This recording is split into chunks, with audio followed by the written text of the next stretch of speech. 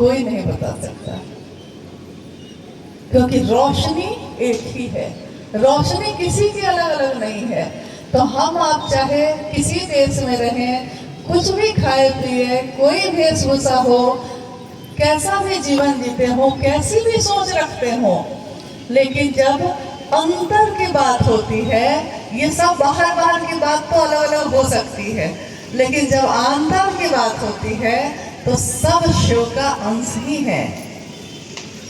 कभी ऐसा हुआ कि शिव के लिए कहा गया है कि एको हम बहुश्याम, मैं एक हूं अनेक हो जाओ।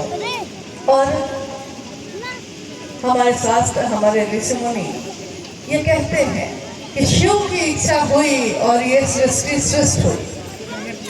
शिव की इच्छा, हमारी भी इच्छा होती है, आपकी भी इच्छा होती है, लेकिन हमारी इच्छा में थोड़ा सा बल है, ज्यादा नहीं। हमारी इच्छा में इतना बल है कि हम चाहें तो यहाँ से वहां तक जा सकते हैं। हम अगर चांद पे जाना चाहें तो चांद पे जाने के लिए क्या क्या कर सकते हैं, अपनी बुद्धि के अनुसार सारे प्रयोग, सारे आविष्कार कर लेंगे, मिसाइल बना लेंगे, रॉकेट बना लेंगे, सब कुछ बना लेंगे, चले भी जाएंगे। लेकिन इतनी दूर तक ही जा सकेंगे जितनी दूर तक हमारा सामर्थ्य काम करता है। एक सीमा तो ऐसी आती ही है जहां जाके हमारी सीमा खत्म हो जाती है, हमारे मन की सीमा खत्म नहीं होती, लेकिन हमारे इस शरीर की, इसके काम करने की क्षमता खत्म हो जाती है। अभी अगर ये माइक ना चले तो हम कितने भी जोर से बोले, कुछ ही दूर तक मेरी आवाज जाएगी, उसके बाद सुनाई नहीं देगा। माइक भी चलने लगा, आवाज वहीं तक जाएगी जहां तक इसका सिस्टम लगा है। जहां सिस्टम खत्म, वहां आवाज भी खत्म। हम काम करना चाहते हैं कुछ भी, आपने देखा होगा बहुत बड़ी बड़ी कंपनी बनती है, लेकिन उसके साथ भी एक शब्द लिखा होता है, लिमिटेड।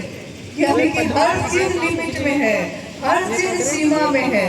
ये धरती भी एक परिधि है, इस परिधि के बाहर धरती फिर नहीं है।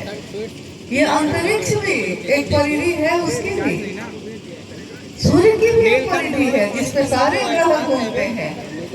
यानी इस सृष्टि में, इस ब्रह्मांड में जो शिव की इच्छा से सृजित है, हर चीज तय है पहले से। कुछ भी अकारण नहीं है, कुछ भी अचानक नहीं है, कोई भी अकाल घटना नहीं होती, हमारे आपकी नजर में होती है। लेकिन ये सारी चीजें तय है, हमारा ही दिमाग है, हमारा ही दिल है। अभी हम लोग इतने लोग इस मैदान में बैठे हैं, हम अगले पल क्या खड़े हैं देखो, कोई एक आदमी बता सकता है? कोई नहीं बता सकता। आप अपने दिमाग में अगले पल में क्या सोचने वाले हैं, आपको नहीं पता। यानी कोई तो है जो आपके इस दिमाग में सोच को डालता है, विचारों को भेजता रहता है। और वो कौन है, वो कौन सी सत्ता है जो हमारे ही दिल में, हमारे ही दिमाग में चीजों को भेजती रहती है और बदलती रहती है। कोई नियंत्रण करता है, लेकिन वो दिखाई नहीं देता। हम योजना बनाते हैं, दीर्घकालिक योजना, अपने जीवन की बहुत सारी योजना। हमारी योजना कुछ और होती है, लेकिन ईश्वर की कुछ और होती है।